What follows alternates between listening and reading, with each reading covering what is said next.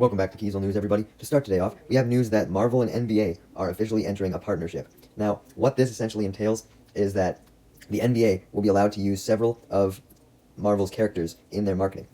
Now, when I first read this, I was initially more interested in this. Like, I thought it meant, like, oh my god, is fucking LeBron James gonna appear in a Marvel project? Or, are we gonna see, like, new Marvel superheroes that are based off of basketball players or some shit? But no. It sounds like all they're really going to do with this is just use the characters for marketing. So, like, maybe right before a game or something, they'll have, like, an advertisement for Marvel, or they could, like, put, like, some characters in a stadium or something. I don't know. But it doesn't sound like they'll be making that much actual content. Like, it says that they'll be making custom content together, but I don't think that means, like, comic books or movies. I think it means, like, maybe some merchandise, like, maybe fucking custom Marvel basketballs. Who fucking knows? I don't know why the NBA is trying to reach younger audiences, though. Like, do they not attract a young enough audience with just basketball alone? Like, I know Gen Alpha is really into electronics and skibidi toilet and shit, but you're telling me they're not also interested in basketball now? Mr. Beast has now officially begun launching a third-party investigation to make sure that he has all the facts regarding Ava Chris Tyson. I think it's pretty sad that even Mr. Beast can't trust his best friend, or I guess ex-best friend at this point, to fully tell him the truth of what's going on, because Mr. Beast should have just been able to believe Chris, right? And I'm obviously not saying that he should just believe everything they say right off the bat, as, yes, they could obviously be lying, but I'm just pointing out how it's sad at how their friendship has now devolved. It went from Mr. Beast fucking standing up against all of the trans haters, and now this. Very unfortunate. With the way Mr. Beast is wording this, though, I definitely do think, like, he was the main one responsible for removing Ava from the whole company. Ava kind of made it sound like it was a mutual decision, but I don't know. I feel like Mr. Beast definitely forced them out a little bit. Super Mario World has just been turned into a Lego set. This is so fucking epic, man. Like, I found a lot of the Lego Mario sets kind of underwhelming, especially recently, but this is definitely one that I would consider picking up. Super Mario World is such a classic game, and it's great to see it being featured in Lego form now.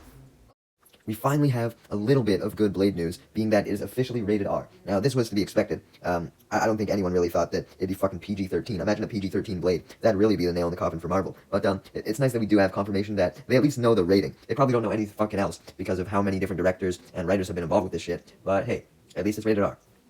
Quickly, I'd like to address how we are getting a BioShock film, but the budget has been reduced.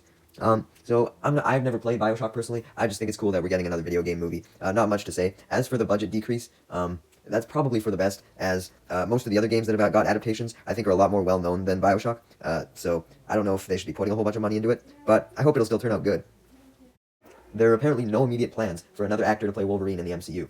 Now, this could mean that there's just no plans to bring another Wolverine character, period, into the MCU, or if they're going to have Hugh Jackman play the MCU's variant. And if they did, that would certainly be an interesting choice, as they could have done the same for any number of returning characters who had the previous films before the MCU. Like, for example, in the Fantastic Four movie, why didn't they bring back some of the OG Fantastic Four actors then, you know? But I definitely see why they would do this, as Hugh Jackman as Wolverine is probably one of the most popular Marvel castings of all time, so they might as well keep him in the role as long as they can.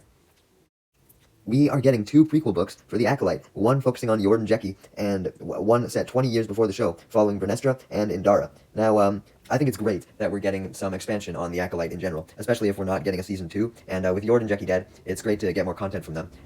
In my review that I currently have done, it'll be uploaded pretty soon, I stated how I don't think that Yord and Jeki were deserving of spin-offs, like they were kind of boring, but I do think they at least deserve a book. I think a book is a good medium for them. They can't handle a show of their own, but a book is good. As for the one following Vernestra and Indara, if it's 20 years before, Kamir doesn't look that much older than 20, so perhaps Kamir will be involved, and we'll get to see more of his relationship with his old master, meaning that Season 2 may not have to focus too much on that, which would be nice, so Season 2 could focus more on Plagueis and all that shit. But, yeah, I'm also glad to see more of Indara as well, and hopefully this means we get to see more of the other Jedi who died, which was one of my biggest complaints with the Acolyte, was how quickly they killed off a lot of the characters. Like, we didn't even get to see Cal Naka alive, and hopefully we are able to now.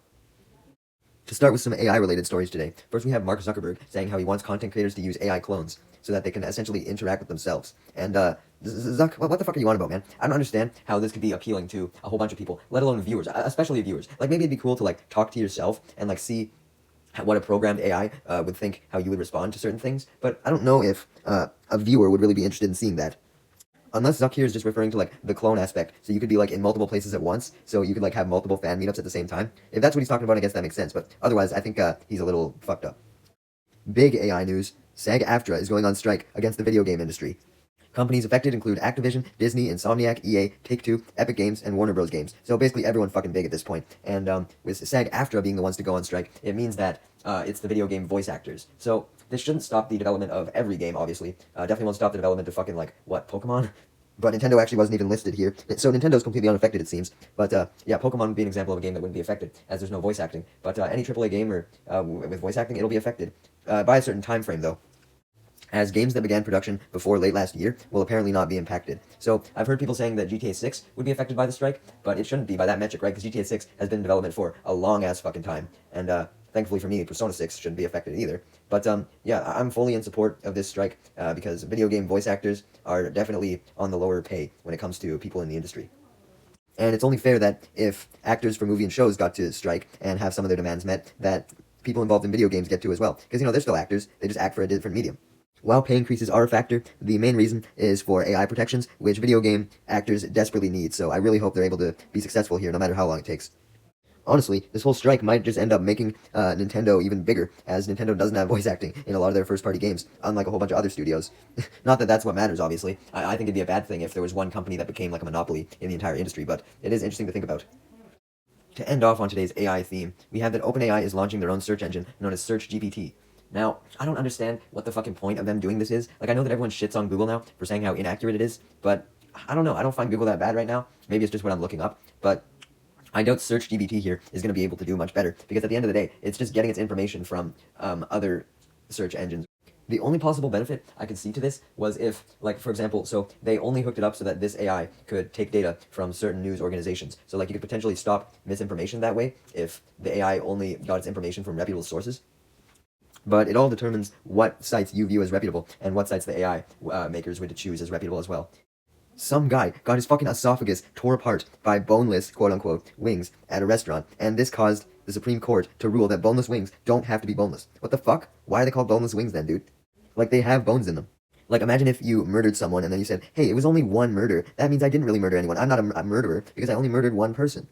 I mean, I guess that's kind of how it is with a serial killer. You can kill one person and not be considered a serial killer. People who eat boneless wings turn into serial killers, confirmed? I don't even know, man. One last shitty thing for today. Def Noodles is joining Drama Alert. As if Drama Alert couldn't possibly get any more cringe, now we have this. I mean, I can't shit on Drama Alert too much, because I do use them as sources for some of the news, but, like, come on, bro, Def Noodles? This guy just... it's so funny, like... He does not seem like somebody that would fit with Drama Alert at all. He seems like a lot more on the left side as opposed to the far right like Drama Alert is. But, he's still cringe, so I guess he fits.